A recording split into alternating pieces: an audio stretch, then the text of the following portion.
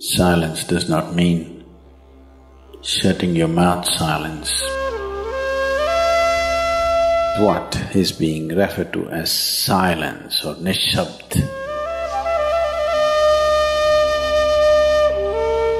One cannot do this. One can become this. See if you can articulate the same things that you're saying with half the number of words. Suddenly you will become extremely conscious of everything.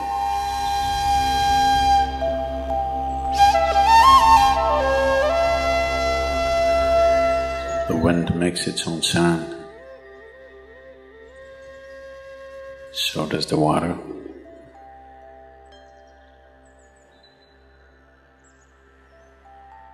So does the earth. In fact, so does the sky. All the celestial objects are making their own sounds. There are sounds of pain, sounds of pleasure, sounds of misery, sounds of joy. For everything there is a sound. With human life, it's very true. Sounds of life, and there are sounds of death, and there are even sounds of silence.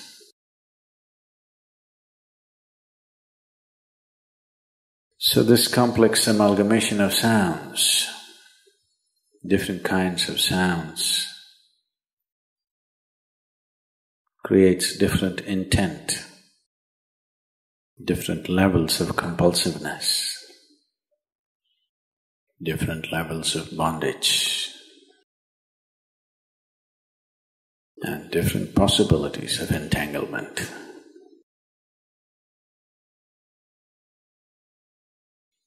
In all this,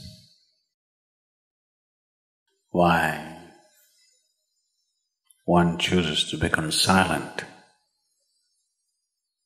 Silence is not a way of denying yourself life. It is not even about denying yourself articulation. Silence is about moving from compulsiveness to consciousness. All sounds represent different forms and different dimensions of compulsiveness. When one chooses to become conscious, not be entangled in the compulsive nature of the existence, he naturally chooses to become silent. Silence does not mean shutting your mouth silence, plugging your ears silence. You can sing in silence. You can dance in silence. You can even speak in silence. You can even scream in silence. You don't try.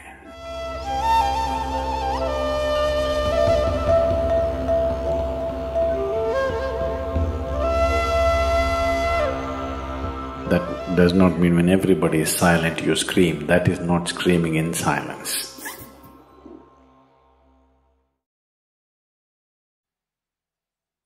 Because sound is of the surface, silence is of the core. It is only the surface which makes the sound. See, now the water is hitting the surface and making the sound. Deep down, there is no sound. That is so with life. On the surface, it is a very complex mesh of sounds, a maze of sounds happening. But at the core, there is no sound. There is no word for no sound in English language. We call it nishabd. That means absence of sound, a total absence of sound. Absence of sound means absence of reverberation. Absence of reverberation means absence of life. Absence of life means absence of creation. Absence of creation means absence of the Creator too. So a space which is beyond creation and Creator, a dimension which is beyond life and death, that is what is being referred to as silence or nishabd.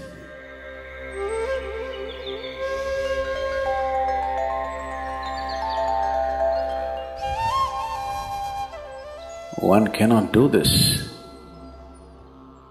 One can become this. Commonly, there are two words employed to describe this.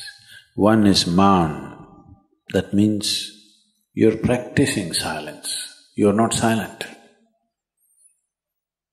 You shut your mouth and you're remaining in maun. This is not nishabd. Maun means you're practicing silence. If you're practicing something, obviously you're not that.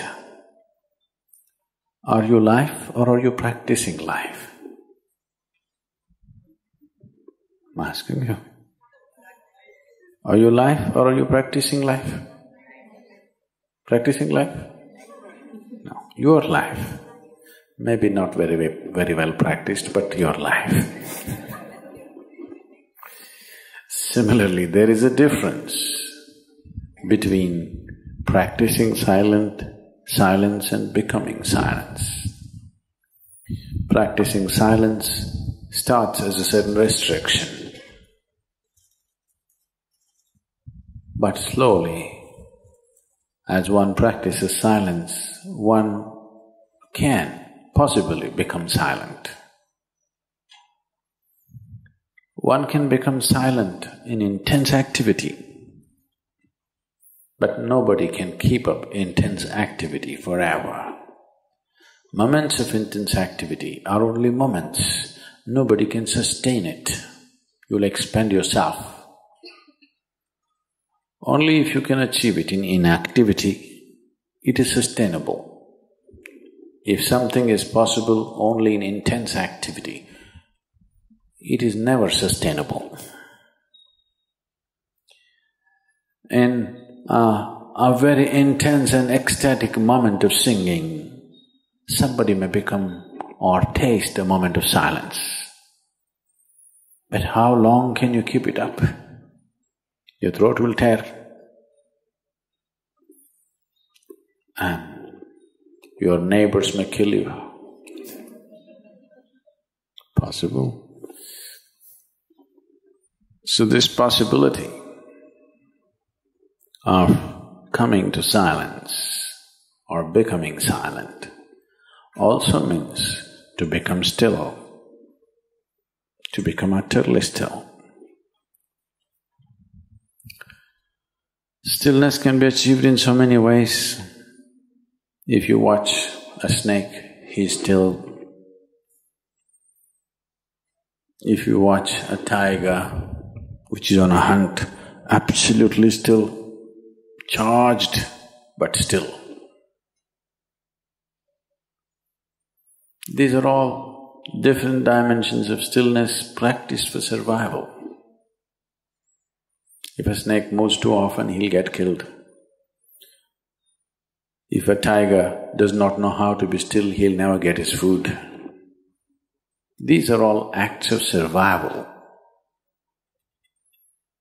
A human being, for survival, he has to be active.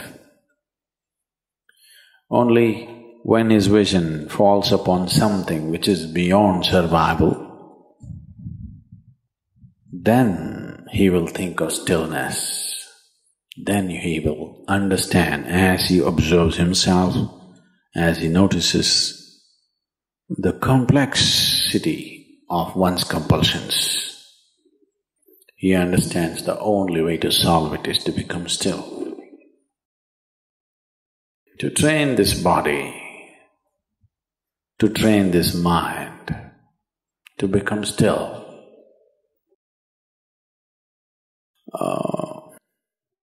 Takes some effort. If one is simply blissed out, he will become still. But otherwise one has to work bit by bit, one has to work to bring this body to absolute stillness.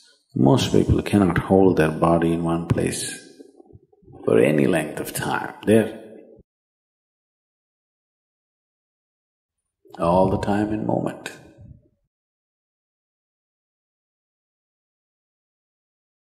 As it is said, a man is ill only because he does not know how to be still.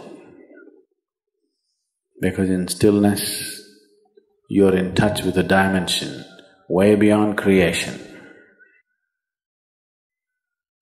Once one is in touch with that, there is no such thing as illness. If I sit here and the body rots and falls down, still there is no illness, it's just there.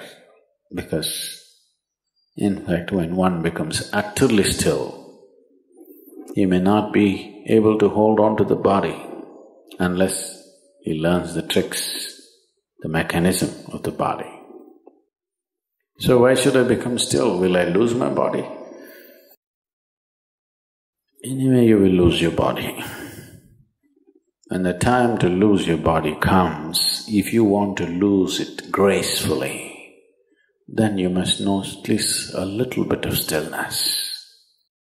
If you want to put your body down like you can put this piece of cloth down, with the same ease, with the same gracefulness, then you need to have some stillness in you. Otherwise, you and your body, you have to be torn apart, which is an ugly thing to do. When you're being torn away from your body, it is an ugly and painful thing to do, unless you can keep it down. There's no grace in life. So if one has to attain to that grace, at least a certain amount of stillness has to enter your life.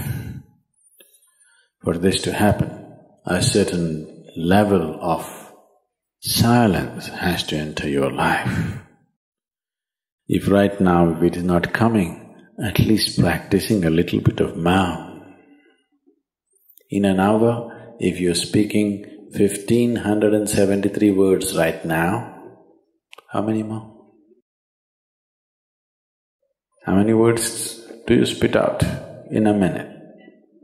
1573, you're actually doing that many? I thought that's impossible. Okay, I believe you. So whatever number you're doing, see if you can articulate the same things that you're saying with half the number of words. Suddenly you will become extremely conscious of everything. Right now, our oral diarrhea is happening. If you're doing 1573, it's diarrhea, okay. Now, if you have to hold back half the words and still say the same things, now you have to be very conscious, otherwise you cannot say it. Just try this and see. Tomorrow, one day. In an hour, normally what number of words you utter, make it half. Don't curtail your activity, still say the same things. But with half the words, how wonderful the whole world will feel, you know.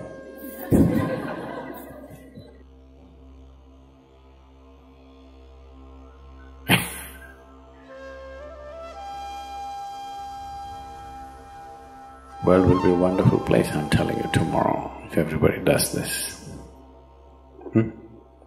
Many marriages will be saved.